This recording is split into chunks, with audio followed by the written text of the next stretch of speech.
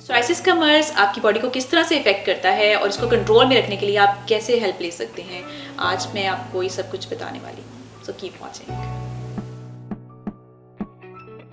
I am Dr. Amna Rasool, FCP's dermatologist from the Skin Lounge, and I'm helping you guys to have a better hair, skin and nails. Psoriasis basically एक skin की disease है और इसमें कुछ और body के organs भी involve हो जाते हैं लेटर ऑन। सो बेसिकली इसमें होता यह है कि स्किन के ऊपर रेड से कलर के निशान या आप समझ लें धब्बे से पड़ जाते हैं और फिर उनके ऊपर छिलका आना शुरू हो जाता है, वाइट कलर का सिल्वर सा छिलका, जैसे कि मछली के आपने देखे होंगे छिलके जब रिमूव करते हैं, बिल्कुल उस टाइप का छिलका आना शुरू हो जाता है। और ये मोस्टली हमारी बॉडी पार्ट्स उन पे आता है जो हिडन बॉडी पार्ट्स होते हैं। तो लाइक आपके पेट पे आ सकता है, कमर पे, घुटनों और कोनियों पे मोस्टली इनका इनिशियल जो स्टार्ट होता है लियन वो वहाँ पे स्टार्ट हो रहे होते हैं। फिर इसके बाद ये आहिस्ता आहिस्ता सारी बॉडी पे फैलना शुरू होती है। कुछ लोगों में सिर्फ एक या दो हिस्से बॉडी के इन्वॉल्व हो रहे होते हैं या सिर्फ एक सिंगल प्लैक या एक सिंगल धब्बा ही बना होता है। कुछ में सारी बॉडी इन्वॉल्व हो रही होती है और कुछ में हाफ बॉडी इन्वॉल्व हो रही होती है। फिर इसकी एक फॉर्म आ जाती है समटाइम्स जो आपके बालों को और सर को इफेक्ट कर रही होती है और उसमें भी आपके छोटे छोटे छिलके बन रहे होते हैं और सुर्खी आ रही होती है स्किन पे। और कुछ लोगों में देखा गया है कि इसके साथ साथ बाल भी ज़्यादा झड़ रहे होते हैं। फिर समटाइम्स नेल्स को इफेक्ट कर रही होती है ये डिज़ीज़, नेल्स को ख़राब कर रही होती है, आपके नेल टूटना जल्दी शुरू हो जाते हैं, उनमें गैप से आ जाते हैं, शक्ल जो सी है नेल्स की काफ़ी ख़राब सी लगना शुरू हो जाती है, उसमें सुराख सुराख से बनना शुरू हो जाते हैं। और फिर समटाइम्स कुछ पेशेंट्स में जॉइंट्स भी इन्वॉल्व हो जाते हैं, तो आपको घुटनों पे या आपके हाथों के जोड़ों पर या और जोड़ों में भी आपको दर्द महसूस हो सकती है, सोजिश भी आ सकती है। तो बेसिकली जैसे कि मैंने आपको बताया डिफरेंट ऑर्गन्स ऑफ बॉडी पे इस डिज़ीज़ का अटैक हो सकता है और इस तरह से इसकी ट्रीटमेंट में भी हम सिर्फ और सिर्फ डर्मेटोलॉजिस्ट से नहीं बल्कि हमें डर्मेटोलॉजिस्ट जो होते हैं, जो जोड़ों के स्पेशलिस्ट होते हैं, उनके साथ भी हमें एक कॉन्टेक्ट में रहना पड़ता है और उनको भी साथ हमें मशवरे में इंक्लूड करना पड़ता है कि हम उनसे भी मशवरा लेते रहें ताकि अगर किसी को जोड़ों का मसला स्टार्ट हो गया तो वो साथ साथ हमें उसमें बेस्ट रिकमेंडेशंस दे सकें ट्रीटमेंट में।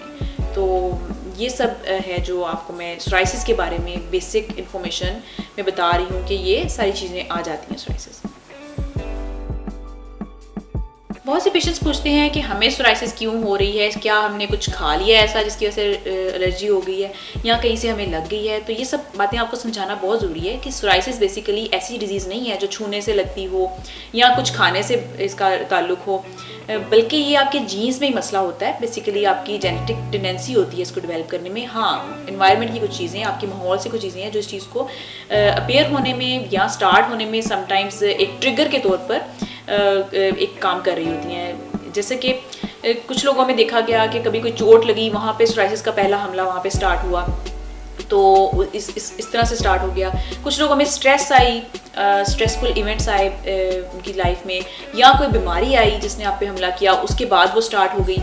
तो बेसिकली आपके अंदर टेंडेंसी होती है बॉडी में पहले से, जीन्स में ही आपके होता है मसला। समटाइम्स फैमिली में देखा गया कि पीछे से पहले भी पेशेंट्स होते हैं आपकी फैमिली में और समटाइम्स नहीं भी होते, आप फर्स्ट पेशेंट अपीयर होते हो क्योंकि आपको जो जीन्स थे वो भी और माहौल में जो चेंजेस थी वो भी ऐसी मिल गई जिन्होंने वो डिजीज़ को अपीयर करवा दिया आपकी बॉडी पे। तो बेसिकली ये एक जेनेटिक डिजीज़ है और एनवायरनमेंट इसको बढ़ाने में या इसको जाहिर करने में समटाइम्स रोल अदा कर रहा होता है।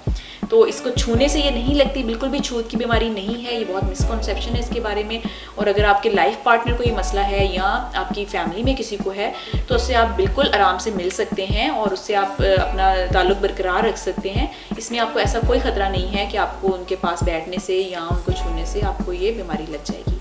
तो इस बारे में मेक श्योर करें कि आप इसको एक छूत की बीमारी न समझें। फिर अब आ जाते हैं हम कि इस डिज़ीज़ से हम कैसे छुटकारा पा सकते हैं या कैसे इसको कंट्रोल में रख सकते हैं। जैसा कि मैंने आपको बताया जीन्स में ये मसला होता है तो आप में अपीयर होता है। तो बेसिकली 100% ये कह देना कि आप में ट्रीटमेंट के बाद ये दोबारा नहीं आएगा और ये जड़ से ख़त्म हो जाएगी बीमारी, ये समटाइम्स पॉसिबल नहीं होता। बिकॉज इसका ट्रीटमेंट का इसका जो कोर्स है या इसका मैं कह लूँ कि इसका जो आपका लॉन्ग टर्म में जो रिजल्ट है निकलना वो बहुत अनप्रिडिक्टेबल होता है। कुछ लोग तो होते हैं ज़िंदगी में एक दफ़ा ही हमला किया इस बीमारी ने और उसके बाद दोबारा नहीं आई उनमें, या एक ही जगह पर उनके रहा और वही वो कभी आ जाता है कभी चला जाता है, वहाँ से ट्रीटमेंट से ठीक होता है दोबारा फिर हो जाता है। इस तरह से कुछ लोगों में देखा गया और कुछ लोगों में देखा गया है कि पहले थोड़ी थी फिर बहुत ज़्यादा हो गई और कई दफ़ा बहुत सीवियर कंडीशन में भी कुछ पेशेंट्स चले जाते हैं।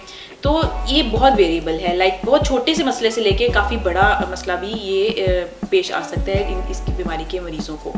तो बेसिकली इसमें हमने करना क्या है, सबसे जो इम्पॉर्टेंट चीज़ है वो ये है कि ये एक डिज़ीज़ है और इसमें आपने ट्रीटमेंट लेनी है, और ट्रीटमेंट आपने किसी ऑथेंटिक डॉक्टर से लेनी है, क्वालिफाइड डॉक्टर से लेनी है।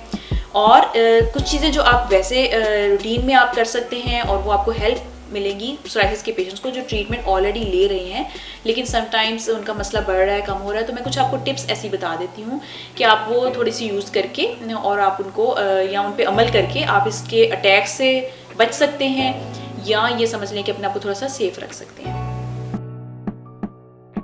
जैसा कि मैंने आपको बताया कि कभी कोई स्ट्रेस आ जाएगी या कहीं आपको चोट लग जाएगी तो उससे चांसेस होते हैं कि ये बीमारी अचानक से स्टार्ट हो जाए या ट्रिगर हो जाए। तो जिन लोगों में ये मसला ऑलरेडी है उनको सबसे पहले तो कोशिश करना चाहिए कि वो इस तरह के काम ना करें जिसमें चोट लगने का खतरा हो। लाइक कोई वो जैसे कुछ एथलीट्स होते हैं, ऑब्वियसली उनका काम ऐसा होता है कि उनको चोट भी लग सकती है ज़्यादा, या फिर रगड़ बहुत लगती है उनको। कुछ प्लेज ऐसे होते हैं जैसे फुटबॉल वगैरह हो गया।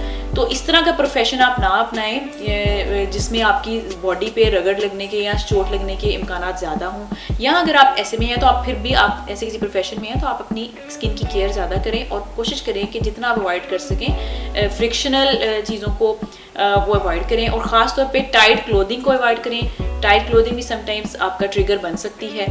तो ये आप एक काम कर सकते हैं अपनी सोराइसिस को अवॉइड करने के लिए। दूसरा, जैसा कि मैंने आपको बताया, स्ट्रेस वगैरह है जो बढ़ाती है इस डिज़ीज़ को, तो कोशिश करें कि स्ट्रेस फ्री रहें और अपने कम्युनिटी में ऐसी हेल्प तलाश करें जिससे आपकी स्ट्रेस जो सी है वो उभर कर सामने ना आए। क्योंकि अगर आपको स्ट्रेस दोबारा से आएगी तो जिस स्ट्रेस ने पहले भी आपको अटैक करवाया होगा दोबारा से सोराइसिस आने के भी चांसेस होते हैं। और अगर आपको सोराइसिस का मसला है तो भी अपने आप को रिलैक्स करने की कोशिश करें कि it's not that big a problem, कोई इसमें जानी नुकसान होने का मसला नहीं है। सिर्फ आपकी कॉस्मेटिक अपीयरेंस ऑब्वियसली कई दफ़ा कॉम्प्रोमाइज़ हो रही होती है। तो उसमें आप थोड़ा सा कोशिश करें कि अपने आप को थोड़ा इंकरेज करें कि सिर्फ कॉस्मेटिक प्रॉब्लम है, अदरवाइज आप सारे काम आराम से कर सकते हैं आपकी हेल्थ पे। अदरवाइज ये उस तरह से नज़रअंदाज नहीं असरअंदाज नहीं हो सकती कि आपको ज़्यादा कोई harmful effects in the long run आए उसके। और अब मैं आपको कुछ ऐसी रिकमेंडेशंस बताती हूँ जिससे हेल्प मिल सकती है कि आपकी सोराइसिस थोड़ी कंट्रोल में आए और बार बार मसला ना बने। तो इसमें आप एक तो ये है कि अपनी डाइट अच्छी रखें। एक अच्छी डाइट से आपकी सोराइसिस का मसला कम से कम आएगा, और अगर है तो उसमें कंट्रोल करने में भी हेल्प होगी। स्पेशली अपनी डाइट में कैल्शियम को ज़्यादा इंक्लूड करें। कैल्शियम की कमी से भी देखा गया है कि सोराइसिस के अटैक्स उन लोगों में ज़्यादा आते हैं जिनमें कैल्शियम की कमी होती है। फिर आ जाते हैं कि सनलाइट का इफेक्ट जो सोराइसिस है इसकी ट्रीटमेंट में अच्छा होता है। तो अगर आपकी बॉडी पे सोराइसिस है तो आप लाइट सी उसमें एक फोटोथेरेपी जो सी है एक तरह से सन से आप ले सकते हैं। धूप में बैठना आपके लिए मुफीद हो सकता है, लेकिन ख्याल रहे कि बहुत ज़्यादा तेज़ धूप में नहीं बैठना। आपने सुबह की जो ठंडी धूप होती है उसमें आप बैठें या शाम की ठंडी धूप में बैठें।